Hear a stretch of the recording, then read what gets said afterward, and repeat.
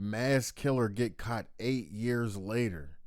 Let's see how they discovered that him and his wife was keeping this secret. Hey, are you Ross? I'm Tyler Duncan. I'm with Anderson County Sheriff's Office. This is Steve. How you doing? This video got blocked like 2 or 3 times, so I had to chop it up.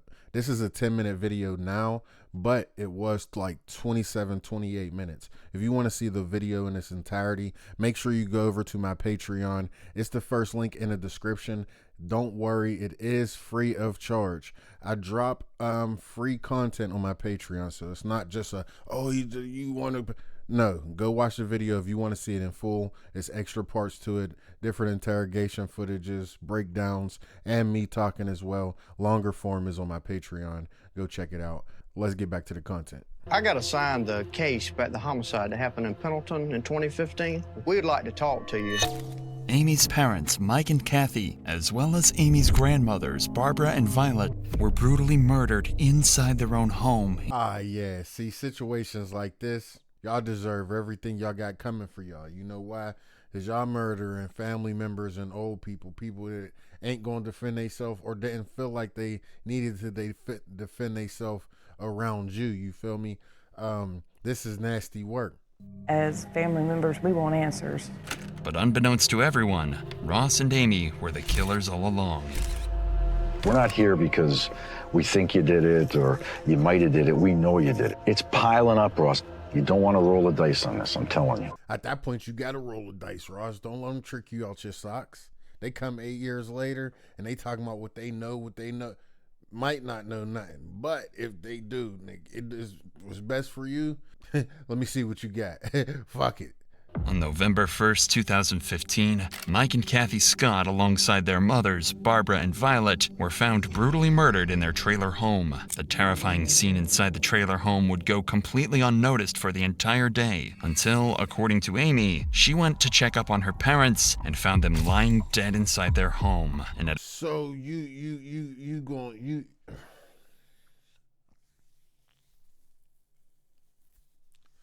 your story is you was just coming to check on them and found them. Like, oh, you're a sicko, bruh. I know dude is the one that put her up to it. He'd be like, hey, yo, go over there and check it out. Tell them, yeah, I came over here to check on them and they was gone. I don't know what happened. Hell no, you do that. Amy, what's wrong with you? I mean, I got away from it for 8 years, so it was like, man, kind of almost worked. 911, what's the location of your emergency? Oh my God, I need somebody out here. What's going on? Oh God. There's 4 people. In my mama's house. Who are these people that are in the house? It's my mom and my grandma and my Janny and my stepdad. When Anderson County Police arrived on the scene, they said, y'all killed 4 elderly. Y'all are disgusting. I hope the both of y'all got that lethal. You know what I'm saying? I don't want, you know what I'm saying? But yeah, I hope both y'all got that. Factuals. Y'all need to be up out of here. Why don't you have grandma come out here real quick? I don't think your grandma wants to deal with this trash. Yeah, I'll show you stuff. Yep, see ya. Okay. detectives started by launching a series of interviews with Mike and Kathy's closest peers to try and get a better picture of Amy and Ross and see if they might have been responsible after all. They begin with Mike and Kathy's neighbor to learn about Amy's relationship with her mom and if he saw anything the day of the incident. Throughout working there, she'd always tell me about how she was treated growing up and all of that. What kind of stuff would she say about how she was treated? She told me that she was always a daddy's girl, and she said her dad he was working on a car and it crushed him and he was placed in the hospital. Mm-hmm. And her mom decided to pull the plug. She always hated her mom for that.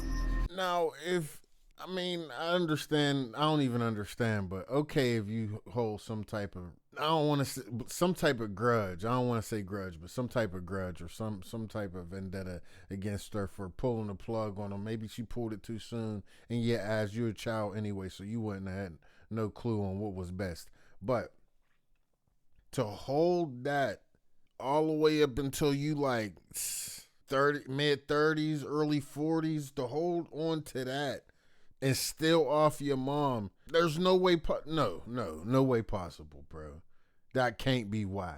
Police found footage of Ross walking out of a gas station that night. Nothing is suspect at first, until you look a little closer. The shoes he's wearing are Asics Gel Speedstar 5s, a model whose sole design just so happens to perfectly match the bloody footprints that were found inside the trailer. This claim was even confirmed by the shoe company themselves, and the pattern is unique to this specific model, making it clear to detectives that Ross Villardi is a cold-blooded killer.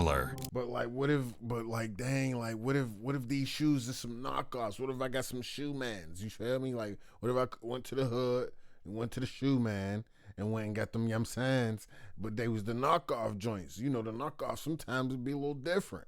Can't even tell they knockoffs, but they, you know what I'm saying? Nah, it still be your shoe. Damn, bro, you fucked up. I'm trying to think of any way that he might not have did it, because this is some clown shit right here. I'm telling you, this is clown behavior. For elderly, nutball activity. Hey, are you Ross? I'm Tyler Duncan. I'm with Anderson County Sheriff's Office. This is Steve. How you doing? The last time that I saw Mike and Kathy was before Amy and I left to come down that Halloween. We had just gotten back from my mom and dad's. She went to knock on the back door, but the back door kind of just like was already cracked open or something. He just got the yap and let anything be inconsistent with your prior statements. What mixed with the evidence they got.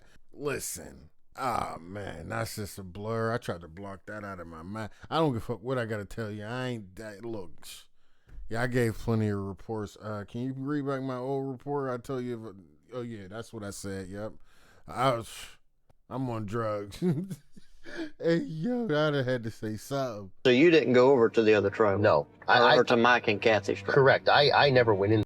But your goddamn shoe print is on the blood. See, I told you was talking too much. You know what I'm saying? You overly, you know what I'm saying? Oh, yeah, because this, and then Kathy went in and then ran out. I don't know if she called the police before she called me. Dickhead. If you were us, what would you do? What do you think happened there, Ross? He's the first gentleman that's asked me that. TV shows that I watch always say, follow. Ain't no way he said TV shows that I watch. Gotta cut the Netflix off, bro. Facts. It's not reality. I don't give a fuck what you talking about. Follow the money. And you find out where the real motives are. Ross is unknowingly digging himself into an even deeper hole. When the money is... Exactly, because when you follow the money, y'all got the same print. All right, bet. You might have did learn some shit off that TV show. You just ain't think about it before you did it. We're not here because we think you did it or you might have did it. We know you did it. Okay, we're just here as a courtesy. I'm just telling you, Ross, financially at the time, Y'all better take Ross right now, cause look, if y'all talk to me like that, y'all and then dip, all y'all doing is giving me a head start. Y'all could catch me if you, yeah, I'd be like Lil Durk done booked 3-4 plays out of the country. Which one you think I'm gonna be at? Before coming to all of them, I'm done. If, for instance, Amy and I decided to, or if I decided to take a deal, right, mine is going to be better than Amy's because I came to the trough first, right? Right.